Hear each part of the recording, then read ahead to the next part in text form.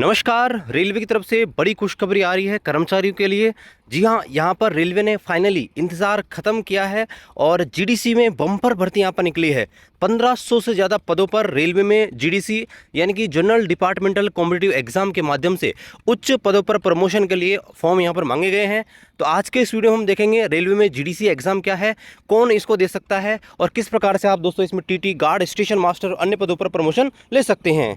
तो यहाँ पर आप देख सकते हैं ये ऑफिशियल नोटिफिकेशन विज्ञप्ति यहाँ पर जारी की गई है जो सेंट्रल रेलवे मुंबई है उनकी तरफ से। और देखिए ये 2000 आई थिंक 23 के बाद ये पहली भर्ती आई है जो यहाँ पर जीडीसी के माध्यम से आई है, क्योंकि 23 में भर्ती यहाँ पर रेलवे निकाली थी लेकिन मैक्सिमम जगह एग्जाम नहीं हुआ था। ठीक है, फिर इसको क्या किया था 2025 में जो है इसको कैंसिल कर दिया गया था मार्च के अंदर। और अब फाइनली 1 साल के बाद सेंट्रल रेलवे की तरफ से खुशखबरी यहाँ पर आ गई है कि इन्होंने जो फ्रेश जो भर्ती है वो यहाँ पर निकाल दी है। तो यहाँ पर देखिए इंपॉर्टेंट डेट्स देखते हैं। तो यहाँ पर देखिए ये जो भर्ती है कल 16/3/2026 जो है उसको यहाँ पर जारी हुई है। यहाँ पर आप देखेंगे तो जो फॉर्म स्टार्ट हो गए हैं वो कल से हो गए हैं। 1 महीने का टाइम आपको मिलेगा इसमें जो फॉर्म है वो आवेदन करने का। ऑनलाइन ही आपको यहाँ पर रजिस्ट्रेशन करना है, ये भी आपको ध्यान रखना है। तो यहाँ पर आप देख सकते हैं ये general departmental competitive exam GDC जो है उसके माध्यम से निकले हैं। देखिए रेलवे में जीडीसी कोई भी दे सकता है, इसकी बस 2 कंडीशन है आपको ध्यान रखनी है। पहली कंडीशन तो यह है कि जो भी पोस्ट के लिए आप अप्लाई कर रहे हैं उसके अकॉर्डिंग आपकी एजुकेशन क्वालिफिकेशन और मेडिकल स्टैंडर्ड होना चाहिए। पहला कंडीशन तो यह है कि मान लीजिए स्टेशन मास्टर की निकली है तो स्टेशन मास्टर में ग्रेजुएशन मांगते हैं तो आपके पास ग्रेजुएशन कंप्लीट होनी चाहिए। और इसमें जो है मान लीजिए स्टेशन मास्टर में A2 मेडिकल मांगा जाता है तो आप A2 मेडिकल फिट होना ही चाहिए। पहली कंडीशन तो ये है। और दूसरी सिंपल सी कंडीशन ये है कि जिस ग्रेड की लेवल निकली है, जैसे स्टेशन मास्टर जो है 4200 ग्रेड में है, ठीक है 4200 ग्रेड में है, तो आप जो है इस लेवल से नीचे ही होनी चाहिए। 1800 ग्रेड, 1900 ग्रेड, 2000 ग्रेड या 2400 ग्रेड, इस ग्रेड में काम कर रहे हैं तो दोस्तों आप एलिजिबल हैं। बस सिंपल सा इतना है, इसमें कोई सर्विस की ज़रूरत नहीं पड़ती है कि 1 साल सर्विस होनी चाहिए या 2 साल सर्विस होनी चाहिए, ऐसा कुछ भी नहीं है। तो जो भी यहाँ पर रेलवे में जॉब कर रहे हैं उन सब के लिए आरपीएफ और आरपीएसएफ को छोड़कर सब के लिए दोस्तों ये जो फॉर्म है ये यहाँ पर अप्लाई कर सकते हैं। तो यहाँ पर आप देख सकते हैं बड़ी वैकेंसी है जिसमें आप देखेंगे सबसे ऊपर है जूनियर अकाउंट असिस्टेंट कम टाइपिस्ट JAA जो बोलते हैं। इसमें आप देख सकते हैं 41 टोटल वैकेंसी है। यहाँ पर आप देख सकते हैं ये UR SC ST OBC सबका दिया हुआ है। उसके बाद अकाउंट क्लर्क कम टाइपिस्ट, ठीक है, ये इसी का ही देख सकते हैं, इसी का ही एक कम लेवल की पोस्ट है, ठीक है, लेवल 2 की। इसमें 26 वैकेंसी आपकी आई हुई, यानी कि आप जो है अकाउंट क्लर्क कम टाइपिस्ट है, इससे बाद में जो प्रमोशन लेके जूनियर अकाउंट असिस्टेंट कम टाइपिस्ट बन जाते हो। उसके बाद यहाँ पर ये जो वैकेंसी है ये टीटी की है जिसको CCT से आजकल बोलते हैं, कॉमर्शियल कम टिकट क्लर्क, ये लेवल 3 की पोस्ट है और इसमें भी अच्छी खासी वैकेंसी है। 112 वैकेंसी यहाँ पर निकली हुई है। उसके बाद यहाँ पर आप देख सकते हैं ये 4 अलग अलग जूनियर इंजीनियर हैं, उनकी भर्ती निकली है, ठीक है। और यहाँ पर आप देखेंगे इनकी वैकेंसी 6, 11, 9 और 6 है। उसके बाद टेक्नीशियन की भर्ती में यहाँ पर निकली हुई है, अलग अलग टेक्नीशियन हैं, जैसे टेक्नीशियन ग्रेड 3 डीजल है, इलेक्ट्रिकल है, जनरल सर्विस TRD है, इसमें आप रेफ्रिजरेटर एंड AC है, ठीक है। उसके बाद वेल्डर की है, फिटर की है। और यहाँ पर सबसे ज़्यादा वैकेंसी आपको देखने को मिलेगी असिस्टेंट लोको पायलट की। यहाँ पर आप 908 वैकेंसी देखेंगे असिस्टेंट लोको पायलट की निकली हुई है। उसके बाद जूनियर इंजीनियर PV की 52 वैकेंसी निकली है और इसके बाद सिविल से 12 वैकेंसी है। जूनियर इंजीनियर वर्क्स की देखेंगे तो आपके 24 वैकेंसी है। उसके बाद यहाँ पर टेक्नीशियन की अलग अलग पोस्ट हैं जो इस प्रकार हैं, फिर JE की पोस्ट है और ये वापस टेक्नीशियन की पोस्ट है। और यहाँ पर आप नीचे आएंगे तो ये टेक्नीशियन की पोस्ट है। उसके बाद यहाँ पर अलग से देखिए आपको देखने को मिलेगी नर्सिंग सुपरिटेंडेंट जो कि मेडिकल डिपार्टमेंट की पोस्ट है, लेवल 7 की है दोस्तों, डायरेक्ट, यानी कि 4600 ग्रेड की ये पोस्ट है और यहाँ पर 21 वैकेंसी निकली हुई है। उसके बाद स्टेशन मास्टर जो कि 4200 ग्रेड में आता है, 57 वैकेंसी इसकी निकली हुई है। गुड्स ट्रेन मैनेजर इसकी आपके 54 वैकेंसी आई हुई है। और उसके बाद टेक्नीशियन SNT और टेक्नीशियन सिग्नल जो है इनकी वैकेंसी भी इस प्रकार आई हुई है। तो यहाँ पर ये होगी टोटल वैकेंसी की बात। यहाँ पर आप देखेंगे लगभग 1500 वैकेंसी जो है आपके निकली हुई है, ठीक है। और यहाँ पर देखिए मैंने आपको वही बताया कि इसमें कुछ भी वही कंडीशन है सेम टू सेम, कि इसमें कुछ भी नहीं है, बस मेडिकल स्टैंडर्ड होना चाहिए उसके अकॉर्डिंग, ठीक है। और उसके अकॉर्डिंग आपके पास क्या होना चाहिए, क्वालिफिकेशन होना चाहिए। यहाँ पर देखिए इन्होंने क्लियर किया है कि जो कंडीशन है वो सेम है। जैसे यहाँ पर देखेंगे नो मिनिमम सर्विस कंडीशन, कोई मिनिमम सर्विस की जरूरत नहीं है। जिस दिन आप भर्ती हो जाते हो उस दिन दूसरे दिन ही वैकेंसी आती है तो भी आप यहाँ पर एलिजिबल हैं। और यहाँ पर आप देखेंगे जीडीसी में क्या होता है कि जिस जोन से वैकेंसी निकली है उस जोन का ही एम्प्लॉय होना चाहिए, ठीक है। ये चीज़ आपको ध्यान होनी चाहिए। सेंट्रल रेलवे में कहीं से भी आप किसी भी डिवीजन से हो, सेंट्रल रेलवे मुंबई के अंदर, तो इसमें आप एलिजिबल हैं। दूसरे जोन से अगर वैकेंसी आती है, जैसे नॉर्दर्न रेलवे से निकलती है, एनडब्ल्यूआर से, साउदर्न रेलवे से, तो आप इसमें एलिजिबल नहीं हो। लेकिन आपके जो जोन है, आपका जो आरआरसी है, उसके अंदर वैकेंसी निकलती है तो आप उसमें एलिजिबल हो। तो वेट कीजिए, आपके जोन में जैसी वैकेंसी आएगी आप उसमें भर सकते हैं, ठीक है।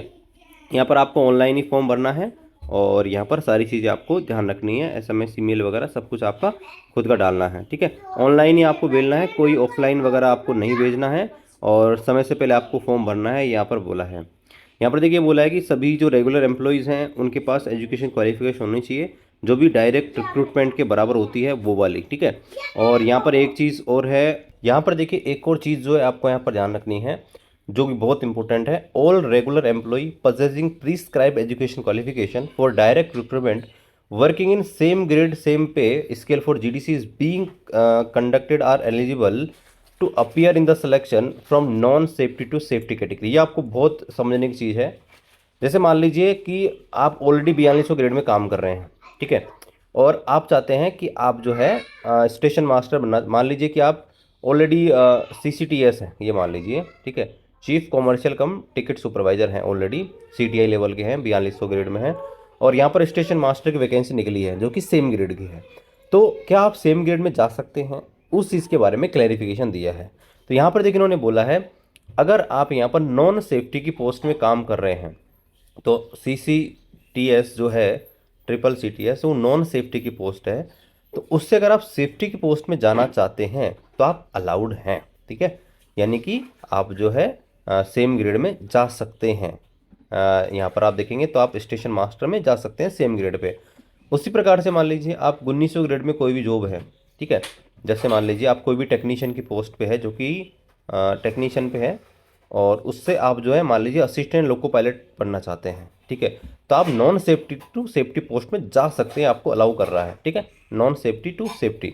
लेकिन दूसरा एक और चीज़ है कि आप सेफ्टी टू सेफ्टी भी जा सकते हैं। सेफ्टी टू सेफ्टी कैसे? मान लीजिए आप ऐसी कोई पोस्ट पे है, ठीक है, जो सेम ग्रेड की है और वो सेफ्टी कैटेगरी में आती है, तो आप दूसरी जो पोस्ट है जो जैसे मान लीजिए आप ऑलरेडी स्टेशन मास्टर के पद पे हैं जो कि 4200 ग्रेड में है, ठीक है, और एक और पोस्ट निकलती है जेई की सेफ्टी कैटेगरी के अंदर, तो अगर आप इसमें जाना चाहते हैं तो भी इसमें आप जा सकते हैं। तो फिर क्या फ़र्क रह गया? इसका मतलब ये है कि आप सेफ्टी टू सेफ्टी भी जा सकते हैं, नॉन सेफ्टी टू सेफ्टी भी जा सकते हैं, लेकिन लेकिन लेकिन यहाँ पर आप सेफ्टी टू नॉन सेफ्टी नहीं जा सकते हैं। इसका मतलब समझिए, अगर आप कोई असिस्टेंट लोको पायलट है ऑलरेडी, इसको मैं आपको शॉर्ट में बताता हूँ, अगर आप असिस्टेंट लोको पायलट हैं तो यहाँ पर देखिए ये जो भर्ती निकली हुई है जिसको आप बोलेंगे अकाउंट कलर कम टाइपिस्ट, जो कि लेवल 2 की पोस्ट है, सेम ग्रेड की पोस्ट है, इसमें आप एलिजिबल नहीं है। ये लाइन ये कह रही है बस। इसी प्रकार मान लीजिए आप गुड्स ट्रेन मैनेजर हैं, गुड्स गार्ड है, ऑलरेडी GTM हैं, तो आप दोस्तों ये जो JEE की पोस्ट है इस पर अलाउड नहीं है, क्योंकि आप सेफ्टी से नॉन सेफ्टी की पोस्ट में जा रहे हैं जो कि आपको अलाउड नहीं करेगा। तो ये चीज़ आई थिंक आपको क्लियर हो गई होगी, ठीक है। आगे यहाँ पर देखिए बात करते हैं और क्या इसके रूल्स हैं। यहाँ पर आप देखिए, यहाँ पर देखिए एक चीज़ है, जिस पोस्ट पर आप ऑलरेडी वर्क कर रहे हैं उस पोस्ट पर दोबारा से नहीं जा सकते। मान लीजिए स्टेशन मास्टर पे आप ऑलरेडी हैं और दोबारा से आप स्टेशन मास्टर का भरना चाहते हैं तो नहीं भर सकते। वो बहुत सारे सोचते हैं कि भाई हमारा पोस्टिंग दूसरी जगह हो जाएगा, दूसरे डिवीजन में हो जाएगा, तो ये आपको अलाउ नहीं करेगा। यहाँ पर आप देखेंगे RPF और RPSF जो हैं इसमें एलिजिबल नहीं है, जैसा कि मैंने आपको पहले ही बोला था। यहाँ पर ये सारा सिलेक्शन होगा, यहाँ पर मेरिट कम ऑप्शन से होगा, तो फाइनल मेरिट वगैरह ऑप्शन से यहाँ पर बनेगी। इस चीज़ का भी आपको ध्यान रखना है। एग्जाम के बारे में बता रखा है कि यहाँ पर जो है CBT और एप्टीट्यूड टेस्ट के माध्यम से एग्जामिनेशन होंगी, ठीक है, और किसी प्रकार की कोई भी माल प्रैक्टिस करता पाया गया, कोई बैन आइटम करता गया तो उसको यहाँ पर बाहर कर दिया जाएगा, ठीक है। और यहाँ पर आप देखेंगे अलग अलग जो पोस्ट है उनकी अलग अलग एग्जामिनेशन होंगी। किसी की CBT तो होगा ही होगा, लेकिन उसके बाद जो है किसी में साइको होगा, किसी में क्या होगा, वो सबका अलग अलग है। लेकिन कॉमन चीज़ें देखते हैं। यहाँ पर एज लिमिट देखिए, UR के लिए 42 ईयर है, OBC के लिए 45 है, और SC ST के लिए 47 ईयर यहाँ पर रखी गई है।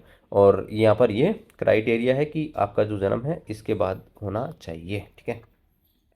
एजुकेशन क्वालिफिकेशन आरआरबी करवा रहा होना चाहिए, रिजर्वेशन इसमें दिया गया है, ठीक है।